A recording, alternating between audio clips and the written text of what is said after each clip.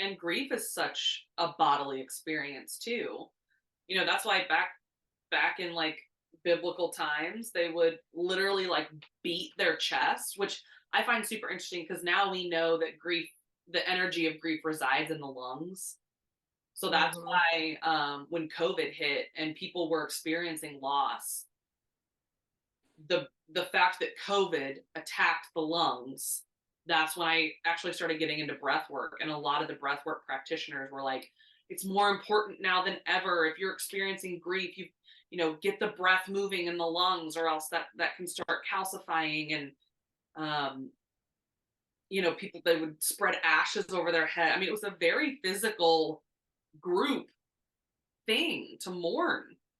And I think that because we've lost that community experience of grieving together,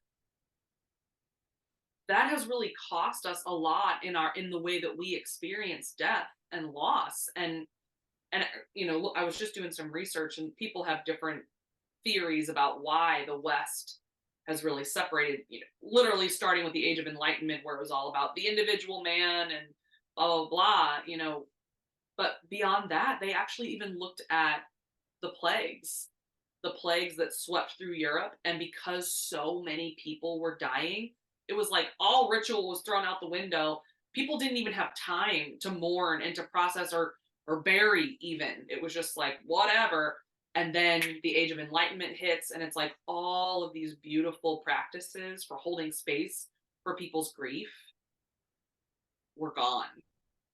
And so we're left to mourn alone. And that's sad. Well, I would say, as someone who's, probably gone to 6 funerals this year, people are there, people are around grieving in community, but it feels as if the experience, we're doing it alone because people have lost connection to themselves. People don't have the same ability to access their emotions and extend compassion or even show the weakness, which would be considered crying. And so there were hundreds of people at all of these funerals, hundreds. But the disconnect that you feel, I believe, is reflective of the disconnect we feel about the death process. It's reflective of that. And And so, appropriate. It's not socially appropriate to make a big scene. Whereas right, in the past and in many other cultures, everyone's making a big scene together. That's the point. right, right. Yeah, it's a very buttoned up situation. My condolences. I'm so sorry. It's actually like very quiet, very hushed. You don't, everybody kind of lowers their energy. And I mean, I find the funerals I've gone to this year so incredibly draining, Mm, so incredibly draining because it's just this suppression of energy, suppression of everything. And it's like, okay, we got to hold this energy for what, 6 hours today? right. And it's not doing it's doing nothing. It's doing nothing for anyone. It's not doing anything for the family, at least from what I can observe. And even, family and friends I've spoken to, and someone who lost parents, did nothing.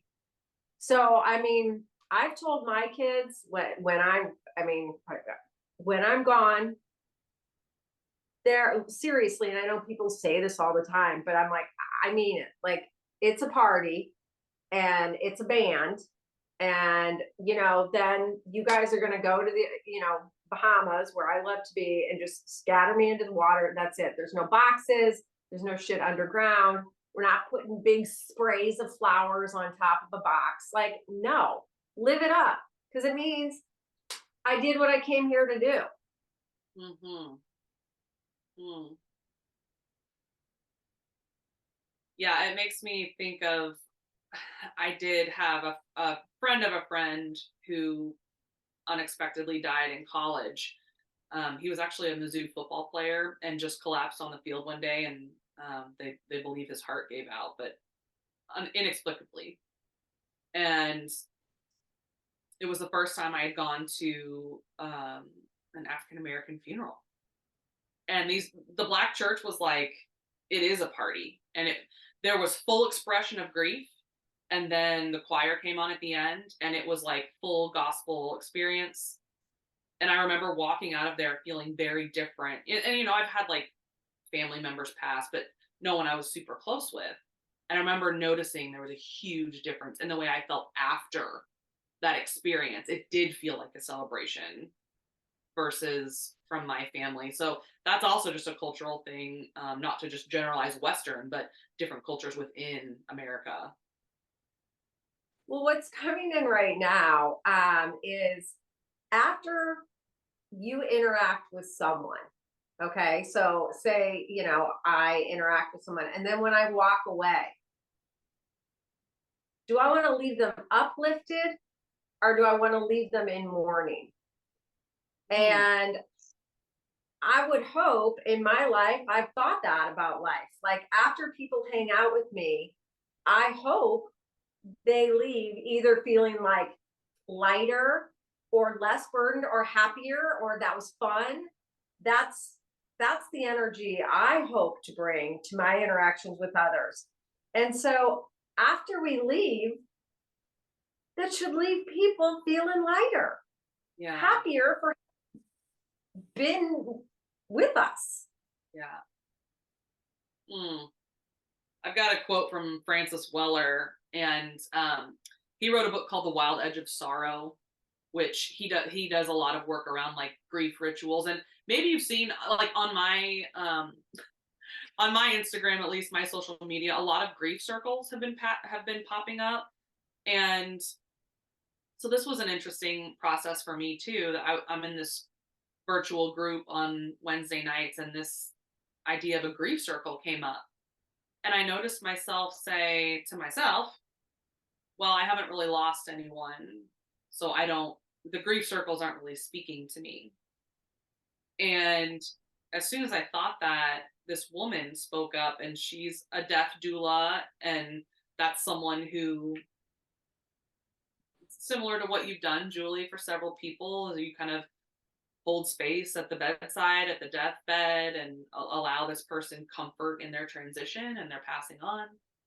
And um, and a chaplain at a hospital. And she said, you know, we have to allow ourselves to grieve all the time.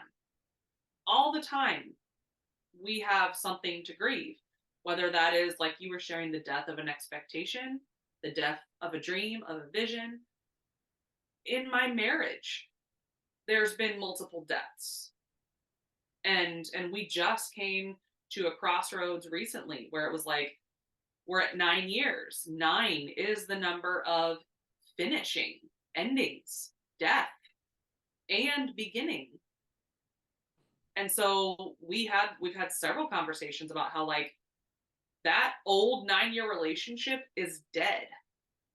It doesn't mean we don't build on the foundation that we've laid, but we have to create something new now, because that's just the nature of this cyclical energy. It demands to be addressed.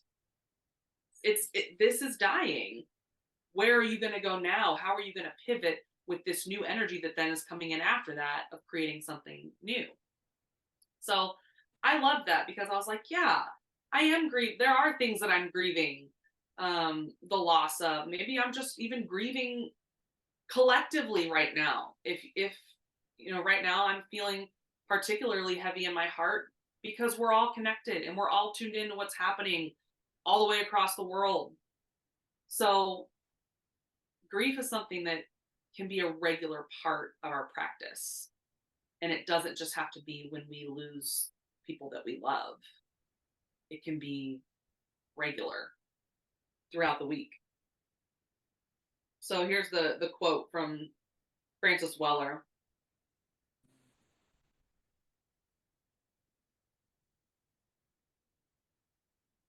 I'm not sure how or when I began my apprenticeship with sorrow.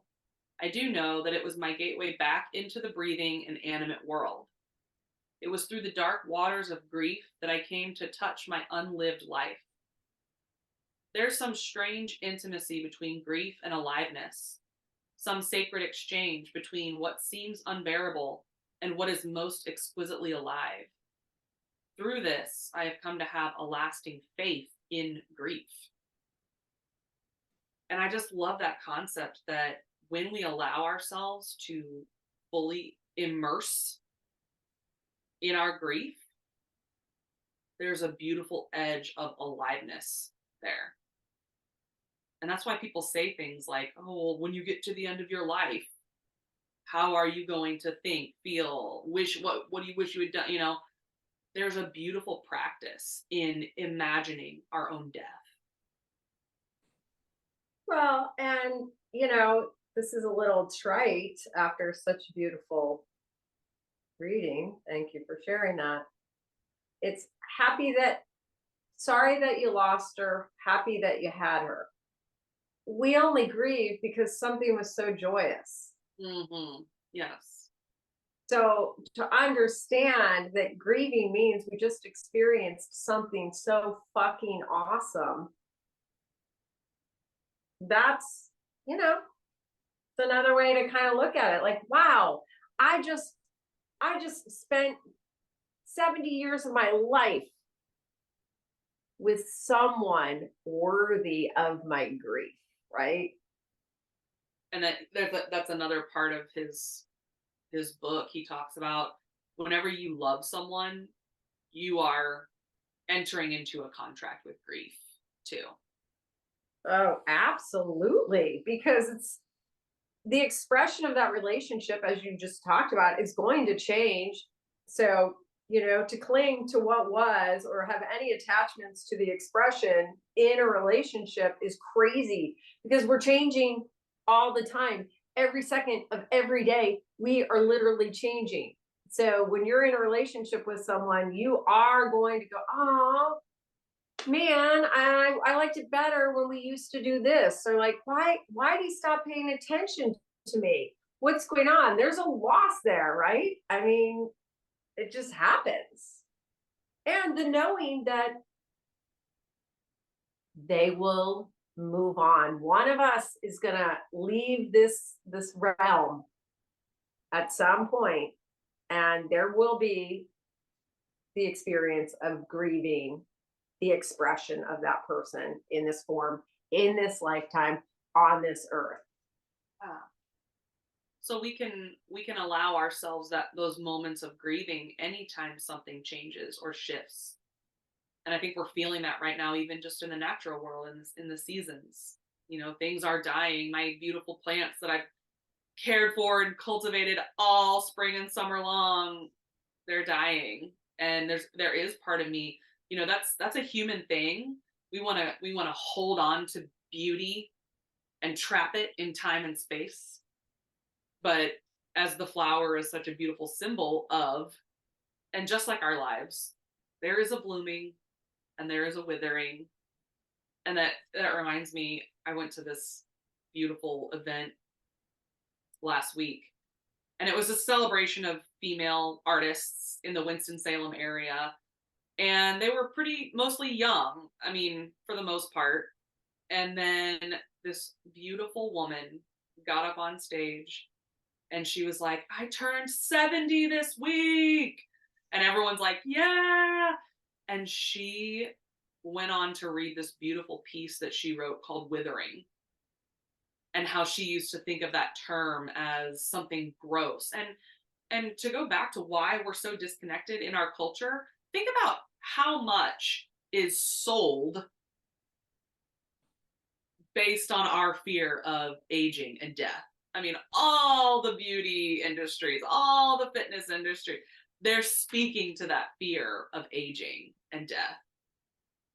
And this beautiful piece that she wrote was like, the withering is beautiful to me now too, because it says, look at this beautiful full life that was here, this full beauty. And she even said it's like an over ripeness And I love that too. There's like a fermenting that's happening. And if you know anything about fermentation, then it produces something new, right? So it was profound to hear it from an older woman too, because honestly, most of the older women in my life do not speak of aging with much grace, love, or appreciation, which I don't understand yet, but I can understand. Well, and you know me, I'm going to take it to a whole nother realm. At the same time, aging isn't natural. It's only natural in this time and earth realm. This wasn't the way it always was. You know, our we could create form, which is our body, and that form wouldn't decay with in the same process that it decays now. We would choose when we were going to take a body and when we weren't going to have a body, and it's different now.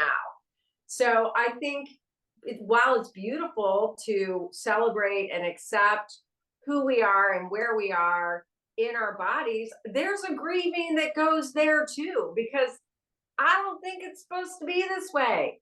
I don't think people's, joints are supposed to start hurting when they get out of bed or whatever.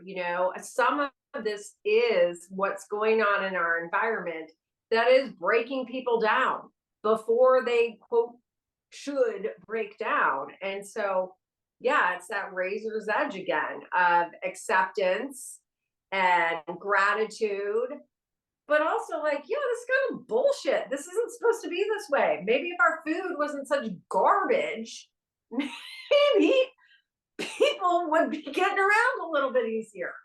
So yes, yes, and no, and yes and no, and somewhere in between.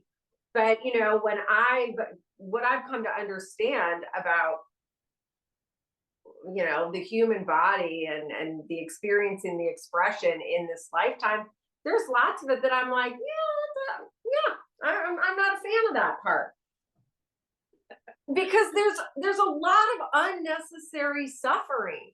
It's yes, there is suffering that leads to beautiful things, right? Like, I think of the suffering in my life, and that's helped me kind of get to where I am now. And without that suffering, I think I would have been like, yeah, I'm pretty good. Everything's pretty great, And then I was like, there's still more. Oh, there's still more work to do. Yeah. But there is, aging is beautiful, and I'm not, not old, but you do kind of go, what the hell's happening now? Like, what is this spot on my arm? Where'd that come from? That you're just like kind of like, hey, life, we're doing a lot here on life. Do I have to wake up each day and kind of go, what the fuck? you know? So Yeah. there's not the resistance, there's not like, I gotta fix it. And oh my God, I don't want to get old. But part of it, you are kind of just like, this seems kind of unnecessary, guys. Flaw in this design. Totally. Like, shouldn't our teeth last as long as our bodies do? That seems, I don't know, Seems logical. pretty basic, right? I mean, and it's like, oh no, well, most people's teeth begin breaking down at like 40 or 50. It's like, well, why is that? I mean, that's a whole nother episode. But I'm not going to go gently into that good night, Yes.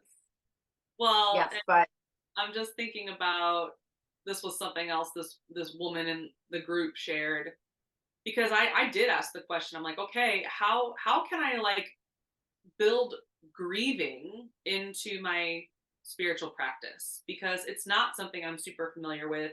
It feels a little awkward and clunky. I never know what to say to people who are going through loss, because I personally haven't experienced it in that way, and I will.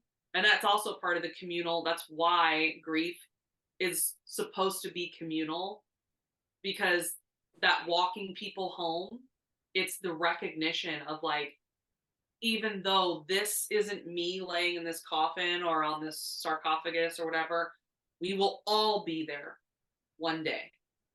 This is Death is the great equalizer, and it's the ego eradicator in that way. So I love that. But Just some writing. She suggested some journal prompts. And I said, okay, what do people write about? Just things that make them sad, you know? And she said, no, start with the prompts. I remember, and just see what comes up. Start with the prompt. I never got to, see what comes up. And then the last one was I miss, fill in the blank. So that was a really simple way. And as soon as she said it, it really resonated. I was like, okay, yes. What are the memories when I'm intentionally going into releasing grief? What are the memories that kind of bubble up to the surface for me to look at? And do I have the courage to go there knowing that my emotions will actually not kill me? I can do this. I can handle this. So, Well, and I think as I've gotten a little bit older too, I used to like suppress crying, like, oh, I don't want to cry, because I can't fall apart today because there's too much shit I have to get done. And if I start crying, then I'm not going to be good for, whatever, the kids' conference today at 3 o'clock. Or even like, well, shit, I already did my makeup and I can't cry now because I got to blah, blah, blah. And as thinking that crying was going to be some ordeal. And it kind of was an ordeal when it came, because it had been suppressed. right. And so when I finally did cry, that was some messy shit. I mean, it was, yeah, there was, makeup on my face and whatever. And now I don't have the same resistance. Tears just come when they come. And I mean, they can be beautiful tears. I read this prayer in the morning, and kind of makes me cry. I'd say at least half the time. It's the same prayer. You think, why is she crying? She's read this so many times. And I'll just have these moments where I just find myself crying, and I maybe for like 2 minutes, and half the time I'm not even sure what it's about. But it's just, there's a release.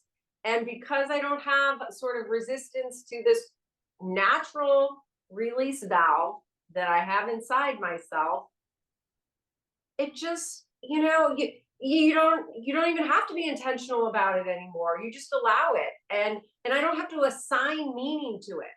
Like, why am I crying? I mean, there's nothing wrong. Maybe I'm crying about my kids. Maybe I'm crying. It's like, or maybe your body's just doing what it needs to do. And that's great. Just like when we go to the bathroom or we sneeze or we blink. No one's like, why the fuck am I blinking today? I mean, this is crazy. It's like, no, because that's what you do. And, you know, I just say that if you have stories around what crying means, maybe examine that, because I had a lot of stories. People would think I'm weak, or I'm not going to be able to function as well, or I'm a baby, just move the fuck on. What good is crying? You know, yeah. I mean, ask yourself, do you have any stories around tears? Because I now think tears are so beautiful. I mean, it's the expression of love. I mean, tears are an expression of love. How can that not be beautiful? Yeah, let's normalize just crying whenever you feel like it. Because I do that as well. And even around friends who like do this work and use this language and whatever, it makes people uncomfortable. And that's about them, and there's no judgment, but it's just a reflection of like their own discomfort with their tear. People be like, "Oh, are you okay?" I'm like, I, I'm fine. I could be Right. sad. I could be overwhelmed with gratitude. I could be hit in the face with grace right now. Yeah, it's all Yeah, good. crying. It's just what we do. That's Let's what we do. normalize. So, well, death, Death. death. You know, I am grateful for all those whom I've loved and lost. And when I think of death as changing in form, releasing from some of the burdens and shackles that express themselves in those people's bodies in this lifetime. Man, I'm fucking grateful. And I do celebrate, I celebrate the release from a body that was breaking down on them. And just maybe it's a beneficial reflection of like what in your life as Mother Earth is going into her underground, what in your life is asking to die? What is asking to be transformed into its next phase, whatever that's going to look like? And do you have the courage to look at it? And if not, come back another day. All right. As always, it was great to chat with you. And for anyone who has lost loved ones recently, our hearts go out to you. Julie is beautifully gifted in helping people process their grief. So you're not alone. Reach out if you feel led. Oh, thank you, thank you, thank you. So much love. Love you. Bye.